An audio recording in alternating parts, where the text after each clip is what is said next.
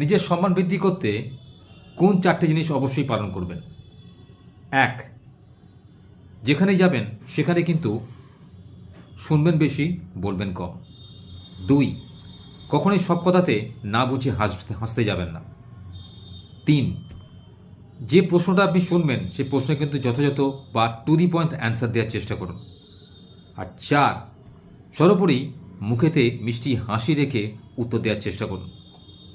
এই 4টে যদি জিনিস আপনি পালন করেন তাহলে দেখবেন আপনার মান সম্মান সব জায়গায় কিন্তু বৃদ্ধি পাবে।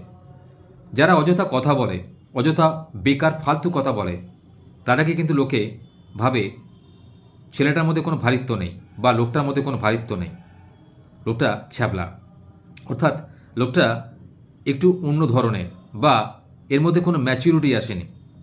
কিন্তু আপনি যদি গাম্ভীর্য নিয়ে থাকেন, চট করে না হাসেন বা চট করে কথা না বলেন, খুব গুরুত্বপূর্ণ কথা না হলে যেন উত্তর না দেন, সেই সমস্ত লোকের সম্মান কিন্তু অন্যান্য লোকের সম্মানের থেকে অনেকটাই বেশি হয়। তাই আজ থেকে যদি বাইরে যান, কোনো নতুন লোকের সঙ্গে পরিচিতি আপনার হয়, তখন কিন্তু কখনোই না বুঝে না শুনে, পুরো কথা না শুনে হাসতে যাবেন না বা কোনো উত্তর দিয়ে বসবেন না। আগে পুরো কথাটা শুনুন, তারপরে উত্তর দিন। দেখবেন সামনের লোক যেমন আপনার প্রতি আকৃষ্ট হবে, আপনার সঙ্গে সে কথা বলতে উদ্বুদ্ধ হবে, আপনার সঙ্গে কথা বলে সে আনন্দ পাবে। জীবনের প্রতিটা পদক্ষেপে যদি এই নীতিটাকে মেনে চলেন না, দেখবেন আপনার জীবনে অনেক বন্ধু বাড়বে, শত্রু কমে যাবে। শত্রুকে যদি আপনি মিষ্টি কথা বলে জয় করতে পারেন, এর থেকে বড় আর কিছু হয় না। কারণ আমাদের জীবনে অধিকাংশ সময় আমরা কিন্তু শত্রুতা করে কাটাই, অর্থাৎ একে অপরকে সহ্য করতে পারি না। তার অর্থ, তার রূপ, তার লাবণ্য, তার চাকরি, তার ব্যবসা দেখে আমরা খুব ঈর্ষান্বিত হই। এই জিনিসটা কিন্তু আর দেখবেন থাকবে না।